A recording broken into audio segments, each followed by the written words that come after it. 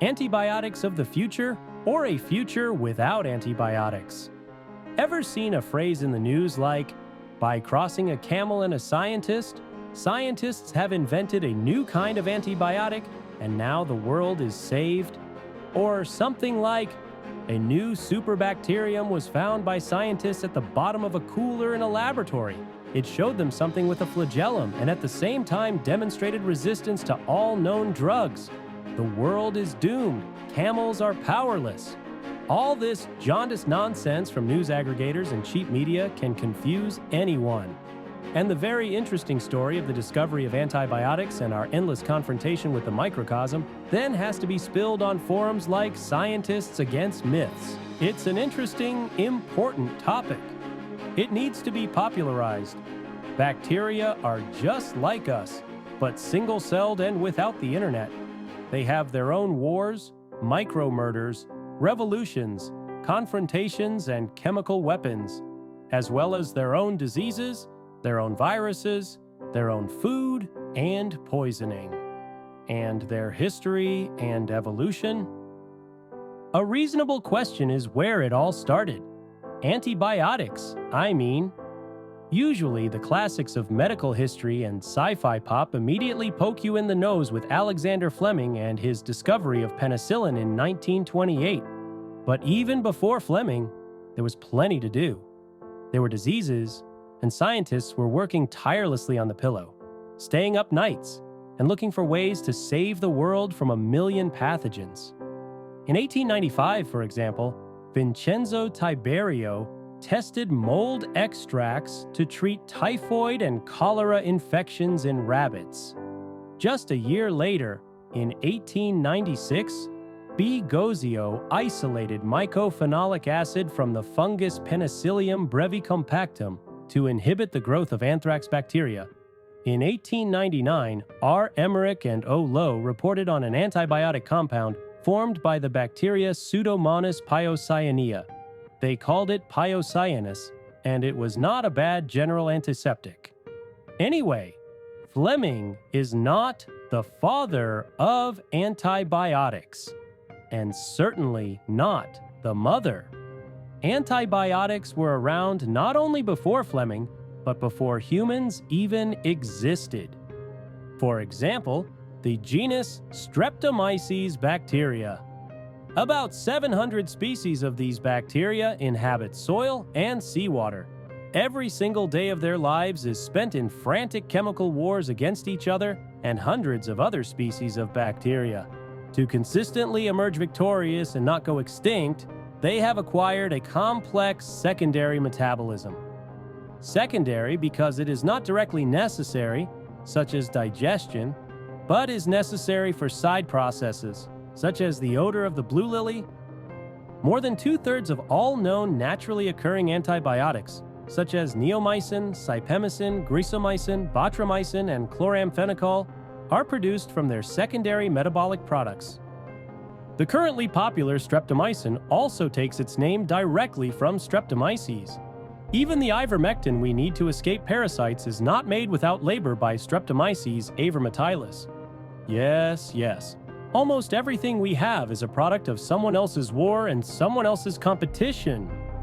Molds or bacteria, they're trying to survive by outcompeting others, and they produce some kind of poison to do it. Basically, everything we have in the fight against bacteria is something we've peeked at and copied. Cool, right? Or not. Actually, let's come from a distance. As it was said earlier, antibiotics are a very old topic.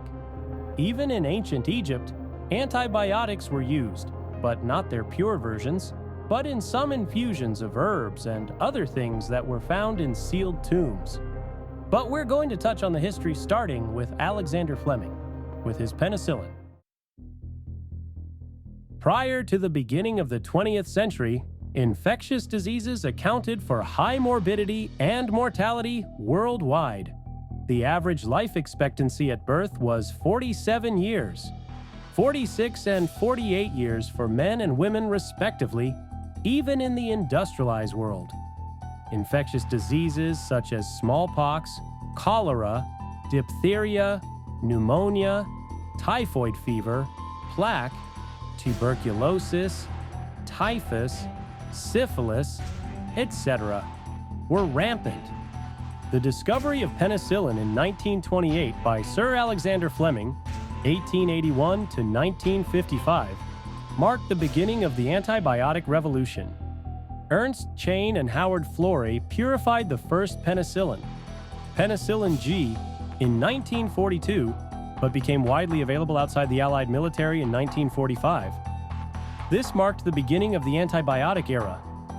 This antibiotic era witnessed the discovery of many new antibiotics, and the period between the 1950s and 1970s was named the golden era of discovery of novel antibiotics, and no new classes of antibiotics have been discovered since then. After that, the approach to discovery of new drugs was the modification of existing antibiotics. The antibiotic era revolutionized the treatment of infectious diseases worldwide, although with much success in developed countries. In the US, for example, the leading causes of death changed from communicable diseases to non-communicable diseases, cardiovascular disease, cancer, and stroke. The average life expectancy at birth rose to 78.8 years, and older population changed from 4% to 13% of the entire U.S. population. And infectious diseases now become the problem of elderly, cancer patients, transplant patients, surgical patients, patients on immunosuppressive drugs, and other at-risk groups in developed countries. Although the developing countries also recorded a lot of improvement in the morbidity and mortality rate, infectious diseases still disproportionately affect all age group in these parts of the world. This is due to a combination of other factors, like poverty, inadequate public health measures, poor sanitation, poor vaccination coverage, etc. Resistant organisms are difficult to treat, requiring higher doses or alternative drugs, which are possibly more toxic and expensive.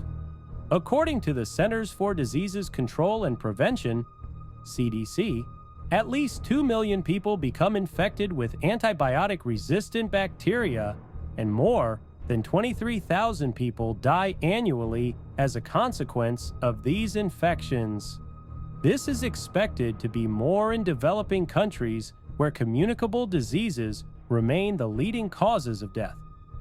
To worsen the situations are the emerging and re-emerging infectious diseases, lack of development of new classes of antibiotics, and continuing increasing antibiotic resistance, including superbugs, bacteria with accumulated resistance to almost all available antibiotics, at alarming and dangerous levels worldwide. Natural antibiotic resistance in bacteria may predate the discovery of some antibiotics, and it may be difficult to control since this is one of the natural coping mechanisms for their survival. However, the majority of the acquired antibiotics resistances are promoted by the socioeconomic and behavioral factors, especially in the developing countries.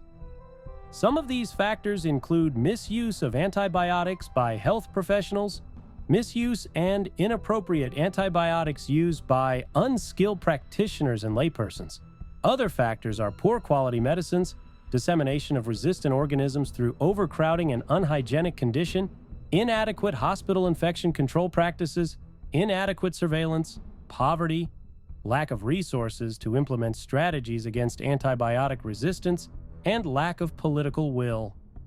To halt this dangerous, vicious cycle, there is a need for the effective prevention and control of antibiotics resistance. The Program Committee on the Global Action Plan on Antimicrobial Resistance by the World Health Organization, WHO, was launched with the primary aim of stemming the tide of antimicrobial drug resistance.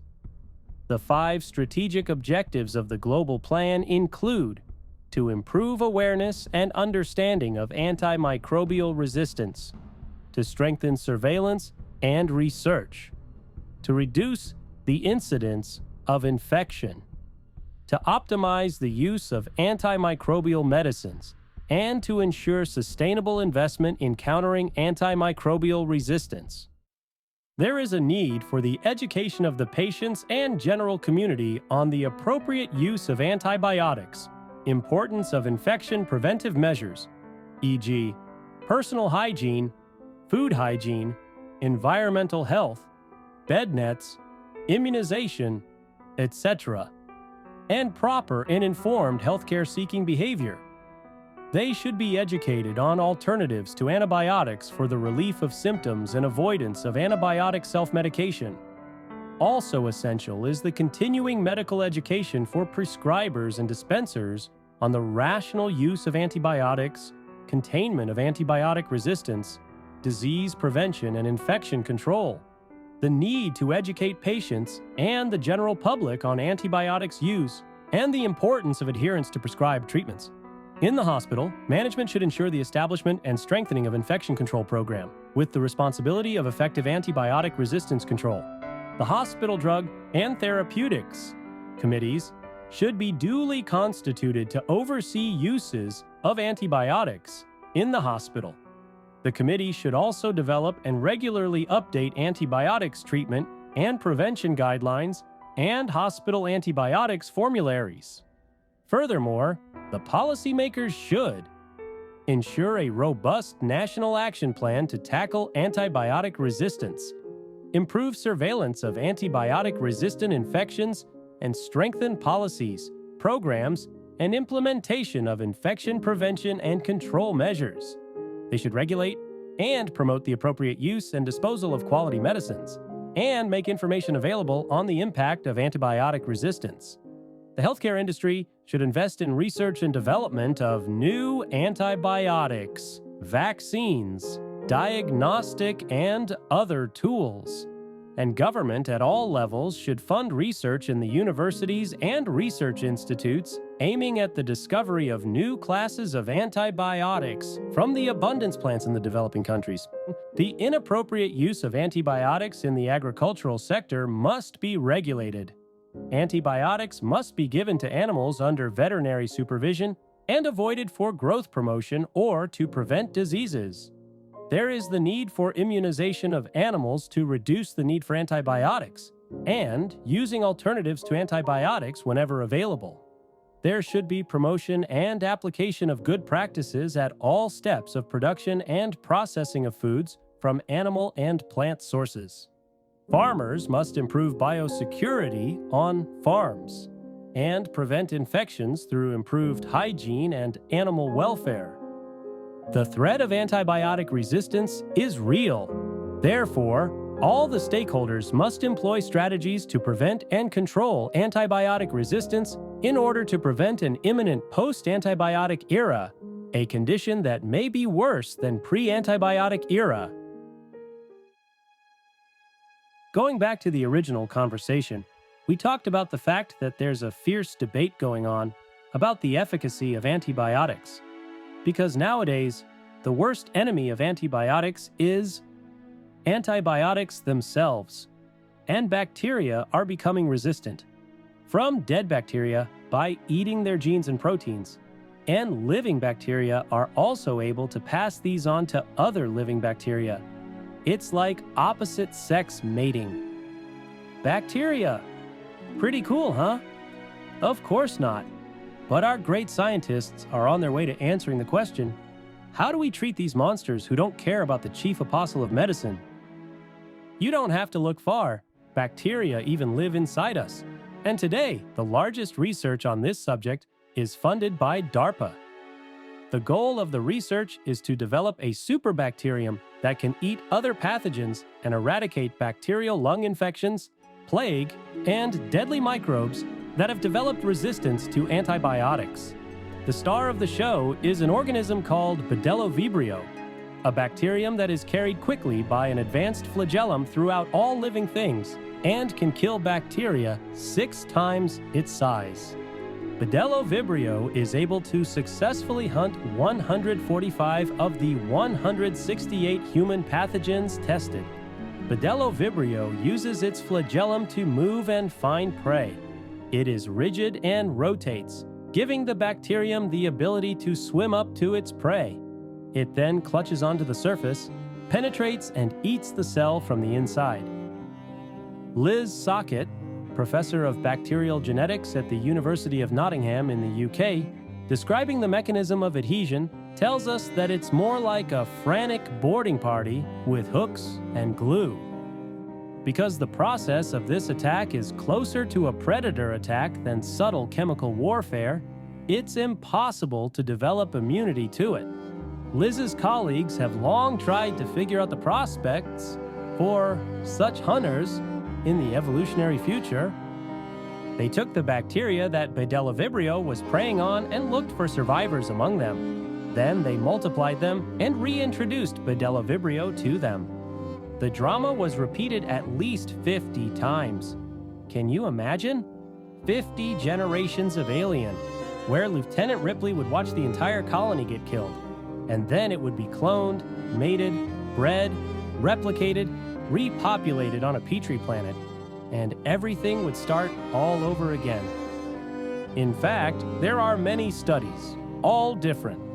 Here's another one by Mr. Connell at the Johns Hopkins Center for Health Security in Baltimore that studied how raptor interacted with lung infections in rats. Unfortunately, they didn't completely destroy the pathogenic bacteria like antibiotics would have done. But that makes sense, because in the wild, predators rarely destroy their prey to the last specimen. Connell's colleague at Rutgers, Daniel Kaduri, notes in justification of the predatory bacteria that when lions eat too many zebras, they have trouble finding and hunting the remaining striped animals, and the populations mutually stabilize. The point is certainly there, but for a rat with pneumonia, it slipped through the cracks. Could predatory bacteria be a replacement for antibiotics? Sockett doesn't think so. She suspects that if doctors gave people a large dose of this bacterium, patients would develop an immune response to it, making future attempts at treatment more difficult. Nevertheless, this approach was tested in Soviet Georgia, first done by Georgy Eliava with the assistance of bacteriophage co-discoverer Felix Dorelsky in the 1920s and 30s to treat bacterial infections. The first modern clinical studies evaluated the safety and efficacy of the bacteriophage cocktail in treating infected venous leg ulcers in humans, and attempted to treat ear infections caused by Pseudomonas aeruginosa. Studies have shown the safety of the product, but debatable efficacy. On the one hand, this is due to the general difficulties in fighting gram-negative bacteria because of their hydrophobic outer membrane. And on the other hand, in their continuous cultivation in patient carcasses with antibiotics inside, where they develop superpowers. One of the new agents that have shown efficacy against both types of MDR bacteria has turned out to be antimicrobial peptides, AMPs. Well, how did they turn out? I wish I could gaffe that we invented them, but no. We got them from our neighbors too. To be more precise, they are copy-paste, pulled from hemolymph of insects and mucus of amphibians. After digging around, we were able to find a narrowly targeted antimicrobial agent. Antimicrobial peptides are universal, and the fatty membranes of gram-negative bacteria do not interfere with them, as well as cell membranes of fungi and protozoa. They can even reach viruses. If predatory bacteria are impossible to resist because they are a brute force that eats the bacterium from the inside, AMPs are a scattering of positively charged molecules. They stick to negatively charged membranes, penetrate into cells, stick there to pieces of DNA and intracellular structures, and the cell dies. It's like putting sand in a Staphylococcus aureus Swiss watch. It's cheesy, but it works. It works too well. Researchers from the University of Melbourne, including Xu J. Lam and Greg G. Chow, note the toxicity of these peptides to healthy cells. In addition, in vivo, in living cells, they behave somewhat differently than in vitro in laboratories. They trigger an immune response, embed themselves in normal cells, start interacting with them, and everything goes wrong. In general, maybe someday something will be invented based on peptide extracts from frog mucus, but it is unlikely that you will treat anything in particular with it. If only because it would be expensive to extract frogs, synthesis of such peptides looks more promising in this respect. That's what everyone is doing today. It's called nano-engineered structural antimicrobial polypeptide polymers, or SNAPP. Why is that interesting? Because antibiotics at the micro level is like dicking around with carpet bombing sarin to achieve a reduction in rodent populations in a city. Effective, but suspiciously global. And creating SNAP is a Don Sova-style assassination. Peptides do not work like antibiotics, on everything at once, but quite narrowly targeted. For example, one of the first antimicrobial peptides found, secropins, isolated from the hemolymph of Hylophora cecropia silkworm caterpillars, were incredibly effective against only one pathogen, Escherichia coli. As far as we are concerned, this could be the bingo where the liver, kidneys, and Pipendreek remain intact, but the right strain of some gonorrheic gonococcus goes extinct. In vivo, the synthetic miracle was tested on mouse peritonitis. We would like to believe that the mice that were stabbed in the abdomen did not suffer. Studies confirmed the selectivity of the bacterium. It was shown that it affects the cell walls of a particular bacterium, leaving mammalian cells without damage. The species tested were E. coli and K. pneumonia, P. aeruginosa, and A. baumannii. SNAPs in all cases literally ruptured the cell wall and cytoplasmic membrane, leading to pathogen death and saving the mouse. However, in order to win, not only must one weapon be invented to replace another, but the causes must be removed. Otherwise, the war will be endless. Today, some of the main incubators are, strangely enough, not our bodies or our species as a whole. There are many variations. Take chickens, for example.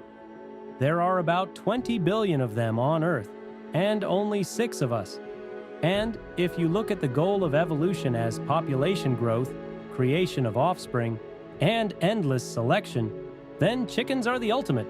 And we just work to make them breed, multiply, eat, and select the chickens with the most muscle mass, and, most interestingly, make sure they don't get sick.